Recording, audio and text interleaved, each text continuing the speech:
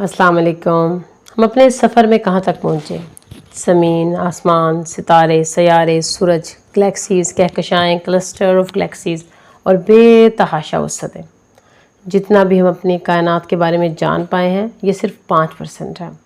बाकी 95% ऐसे मादों पर मुश्तमिल है जिसके बारे में आप और मैं, ये साइंसदान, एडवांस टेक्नोलॉजी और सॉफ्टवेयर्स कोई कुछ भी नहीं जानता। कैसे बने, किस मटेरियल से मिलकर बने, ये प्रॉपर्टीज़ क्या हैं, कुछ नहीं।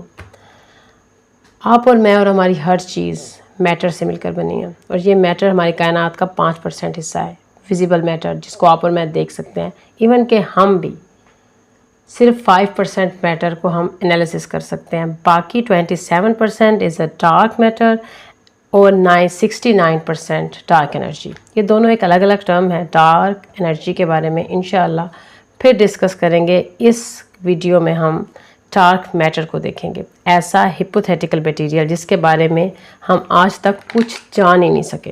लेकिन सवाल ये पैदा होता है कि जिसके बारे में हम कुछ जानते नहीं, उसको देख नहीं सकते, डिडक्ट नहीं कर सकते, तो हमें कैसे पता चला कि वो मौजूद है? क्योंकि डार्क मैटर एक मादा है जिसकी वजह से इसका मैस होता है और वो ग्रेविटी को पैदा करता है। और साइंटिस्ट ग्रेविटी की वजह से ये पता लगा पाए हैं, क्योंकि हम पहले ही पढ़ चुके हैं, हर गैलेक्सीज़ के बीच में एक सुपर मैसिव ब्लैक होल मौजूद रहता है जो गैलेक्सी के तमाम ऑब्जेक्ट को अपनी तरफ खींचता है और ऑर्बिट में पकड़े रखता है। लेकिन जब कोई ऑब्जेक्ट इस ब्लैक होल के गिर्द रिवॉल्व कर रहा होता है तो नज़दीक के ऑब्जेक्ट को ज़्यादा ग्रेविटी की वजह से तेज़ी से रिवॉल्व करना चाहिए और दूर मौजूद ऑब्जेक्ट्स को कम ग्रेविटी की वजह से स्लो मूव करना चाहिए। लेकिन जब प्रैक्टिकली इसको जांचा गया तो इन्हें पता चला कि दूर मौजूद ऑब्जेक्ट्स की स्पीड भी तकरीबन उतनी ही है जितनी ब्लैक होल के नज़दीक मौजूद ऑब्जेक्ट की है। तो इससे ये साबित होता है कि गैलेक्सी में कुछ मौजूद है और वो मैटर है, ऐसा मैटर जो हम देख नहीं सकते, जिसको हम पकड़ नहीं सकते और ना ही डिडक्ट कर सकते हैं। उनके मैस का अंदाज़ा लगाया गया तो यूनिवर्स में विजिबल मैटर से ज़्यादा डार्क मैटर मौजूद है, तकरीबन 27%। तो क्या होगा अगर ये डार्क मैटर हमारी बॉडी में एंटर हो जाए? डार्क मैटर का कोई भी इलेक्ट्रोस्टैटिक फोर्स नहीं होती और हमारे मैटर के अंदर भी 90% खाली स्पेस मौजूद रहती है।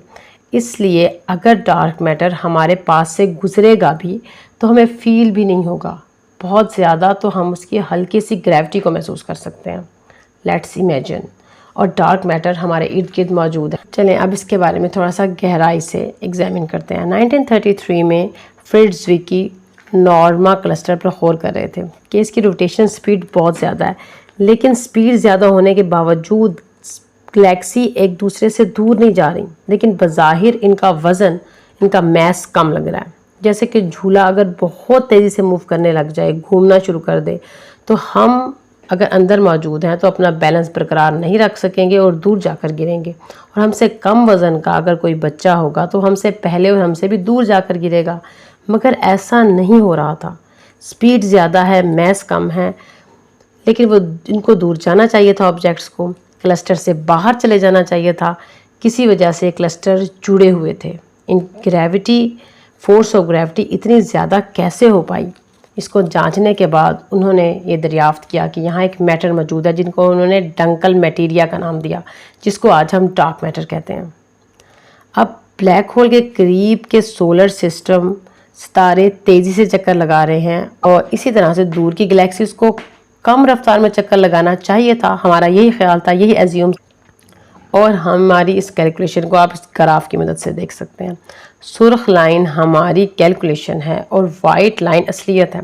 इन सब को देखते हुए मज़ीद 1000 गैलेक्सीज़ को इमेजिन किया गया। इसी तरह से ग्रेविटी के बेस पर और एक्सेलेरेटर और स्पीड और वेलोसिटी की बेस पर इन दोनों को जांचा गया। जांचने के बाद ये अंदाज़ा लगाया गया कि इनमें मौजूद मैस ज़्यादा है और इसी वजह से ये स्पीड को बरकरार रख पा रहे हैं। लेकिन हम उस मैस का सिर्फ ग्रेविटी की वजह से तो अंदाज़ा लगा सकते हैं, बाकी हम उसको देख या एग्जामिन नहीं कर सकते। स्पीड ज़्यादा थी और मैस कम था, मगर ग्रेविटेशनल फोर्स इतनी ज़्यादा थी और बज़ाहिर देखने में 7 बिलियन लग रहा था, और अगर कैलकुलेशन की जाए तो वो 46 बिलियन के बराबर उसका मैस होना चाहिए था। तो ये साबित हुआ कि ये जो बाकी का मैस है وہ 39 بلین جو باقی میس ہے وہ بظاہر ایک شیل اور ایک ہولو کی صورت میں کلسٹر کے ارد گرد موجود رہتا ہے، جس کی وجہ سے بیلنس برابر رہتا ہے۔ اس کے علاوہ گریویٹیشنل لینزنگ کی وجہ سے بھی یہ بتایا گیا کہ hypothetical material have mass like a shade, جو کہ ایک شیل سا بنا دیتا ہے کلسٹر کے گرد۔ اب گریویٹیشنل لینزنگ کیا ہے؟ روشنی سپیس میں جب ٹریول کرے گی تو گریوٹی کے ساتھ اس کا سامنا ہوگا تو وہ بینڈ ہو جاتی ہے، کیونکہ سپیس میں گریوٹی بینڈ پیدا کرتی ہے۔ جیسا ہم کپڑے پر بال رکھ لیں تو بینڈ پیدا ہوتا ہے، بالکل ویسے ہی اس کو ہم گریویٹیشنل لینزنگ کہتے ہیں۔ اس سے یہ ثابت ہوتا ہے کہ یہاں کوئی میٹیریل موجود ہے جو روشنی کو بینڈ کر رہا ہے، اس کا میس ہے اور گریوٹی ہے، مگر وہ نظر نہیں آ رہا، تو نہ ہی اس کو ڈیڈکٹ کیا جا سکتا۔ اب یہ بنا کس چیز سے ہے؟ ہماری کائنات میں بہت زیادہ ڈارک میٹر ہے، اور یہ ڈارک میٹر بلیک ہول بالکل نہیں ہو سکتا، کیونکہ وہ بہت سموتھ ہے اور وہ اتنی تعداد میں ہے کہ اتنے زیادہ بلیک ہول تو ہماری کائنات میں ہے ہی نہیں۔ اس کے علاوہ کومیٹس اور ایسٹرائڈز اور کچھ اور چیزیں جو کہ ہمیں نظر نہیں آتی یا دھندلی نظر آتی ہیں وہ ہو سکتے ہیں، تو وہ بھی نہیں ہو سکتے، کیونکہ اگر وہ سب اکٹھے بھی کر لیے جائیں تو ان کا میس اتنا نہیں ہوتا جتنا کہ ڈارک میٹر کا ہے۔ تقریباً 25% آف دا یونیورس تمام ڈارک میٹر پر مشتمل ہے۔ اس کے بارے میں بہت سے ایکسپیریمنٹ کیے گئے، لیکن ابھی تک کوئی بھی چیز اس بات کو پروف نہیں کر سکی کہ وہ انویزیبل میٹر جو کہ ڈیڈکٹ نہیں ہوتے وہ کیا ہیں۔ اس کے بارے میں اندازہ لگایا گیا کہ یہ ویمز نام کے میٹیریل سے بنے ہیں، جو کہ بہت نفیس ہیں کہ ہم اس کو ڈیڈکٹ بھی نہیں کر سکتے۔ اس کے علاوہ ایکزیون ایک کیمیکل ہے جس کو اگر ہم نے ڈھونڈ لیا، جس کو ہم ڈھونڈ نہیں پا رہے ہیں، تو شاید ہم ڈارک میٹر کے بارے میں کوئی انفارمیشن دے پائیں۔ اس کے علاوہ نیو جیمز ویب ٹیلیسکوپ نے اس وقت ایک بہت دور کی 13 بلین ایئر پہلے کی ایک گلیکسی کو ڈھونڈا تھا، جس کو ابھی ایگزامن کرنے کے بعد اندازہ لگایا گیا کہ وہ شاید وہ گلیکسی نہیں ہے بلکہ ڈارک سٹار ہے، جو کہ کافی ٹائم پہلے بنا تھا اس کے میس کی وجہ سے۔ لیٹس امیجن کہ آگے کیا ہوتا ہے۔ لیکن ایک اور بات میں آپ کو بتانا چاہتی ہوں کہ اس کائنات میں جتنے کچھ بھی دیکھا جا سکتا ہے، یہ ڈیڈکٹ کیا جا سکتا ہے، وہ 19 قسم کی روشنی پر یا سگنلز پر مشتمل ہوتا ہے، جسے ہم بینڈ کہتے ہیں۔ اس کو کہتے ہیں الیکٹرو میگنیٹک اسپیکٹرم۔ اور کوئی بھی وہ چیز جو اس مادے سے بنی ہوئی ہوگی ہمیں وہاں پر موجود ہونی چاہیے، اس اسپیکٹرم کے اندر موجود ہونی چاہیے کہیں نہ کہیں۔ مثلاً کہ آواز کی فریکوینسی، ویوز، موبائل ریز، یعنی کہ موبائل ریز، گرمی اور ریڈیو ویوز، الٹرا وائلنٹ شعائیں جس کی ہیٹ ہم محسوس کر لیتے ہیں۔ اور اس کے اندر ایک چھوٹا سا حصہ موجود ہوتا ہے 0.0035%، جس کو ہم ویزیبل اسپیکٹرم کہتے ہیں، اور وہ 7 رنگوں سے بنی ہوئی روشنی پر مشتمل ہوتا ہے، جس کو ہم دیکھ سکتے ہیں۔ باقی چیزیں جو 7 رنگوں کی روشنی کے احاطہ ہے، جو اس پٹی پر مشتمل ہے، وہ ان سب کو ہم دیکھ نہیں سکتے، صرف محسوس کر سکتے ہیں۔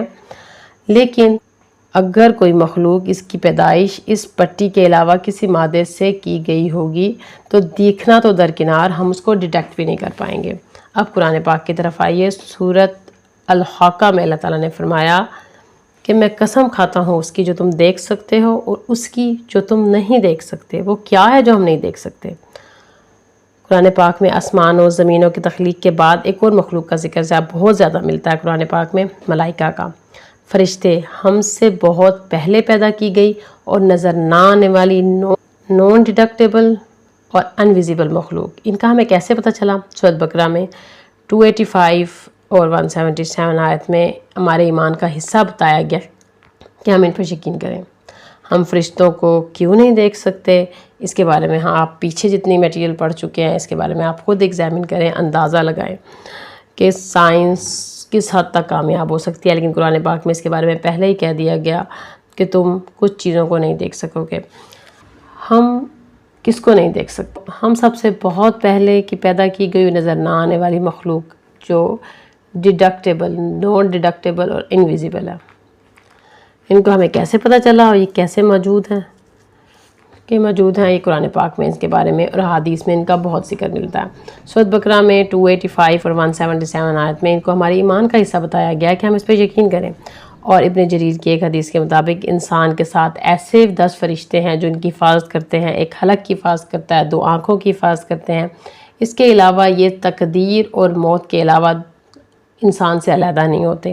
اور سورۃ طارق میں بھی نگہبان فرشتوں کی بات کی گئی۔ اس کے علاوہ ان گنت احادیث اور قرآن کی آیتیں موجود ہیں ان کے بارے میں۔ ایک حدیث میں حضرت عائشہ نے فرمایا تھا فرشتوں کو نور سے پیدا کیا گیا، جنوں کو آگ کی لپٹ سے پیدا کیا گیا، اور آدم کو ایسی چیز سے پیدا کیا گیا جس کی تفصیل تمہیں بیان کر دی گئی ہے۔ تو اس حدیث کے ہینڈ میں ہمیں یہ سمجھ میں آتا ہے کہ فرشتوں اور جنوں کو ایک ایسی چیز سے پیدا کیا گیا جس کی تفصیل ہمیں نہیں بتائی گئی، اور شاید ہم اس کی سمجھ نہیں سکتے۔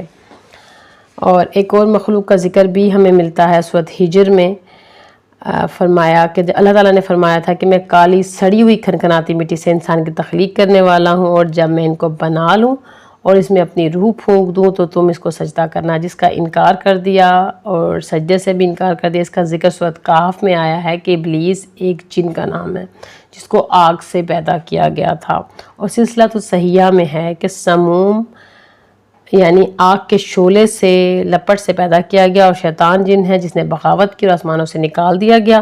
اس نے قسم کھائی تھی کہ وہ قیامت تک مٹی کے بنے اس انسان کا دشمن رہے گا۔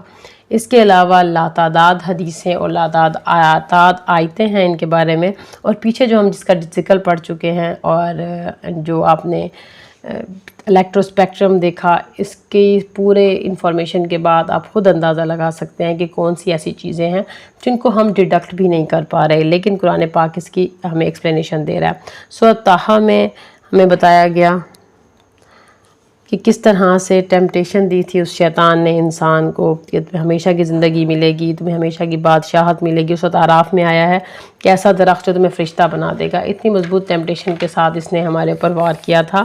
اور مشکات کی ایک حدیث 5702 میں ہے کہ اللہ نے انسان کے پتلے کو جب بنایا، جس قدر چاہا جنت میں رکھا، اور ابلیس کے اس کے گرد چکر لگاتا تھا تاکہ دیکھ لے یہ کیا چیز ہے۔ جب اس نے اس کے اندر سے خالی دیکھا تو وہ سمجھ گیا کہ یہ خود پر قابو نہیں رکھ پائیں گے۔ اندر سے خالی دیکھا مطلب 90% میٹر تو ہمارا خالی ہی ہے، اور ڈارک میٹر جب ہمارے اندر سے موو کرتا ہے تو ہم اسی گریوٹی کے علاوہ کچھ بھی فیل نہیں کر سکتے، اور شاید گریوٹی بھی اتنی فیل نہ کر سکے۔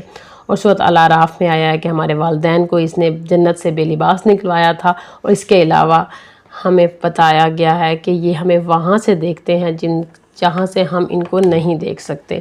تو ان سب چیزوں کو مد نظر رکھیے گا اور تھوڑا سا غور و فکر کیجیے گا۔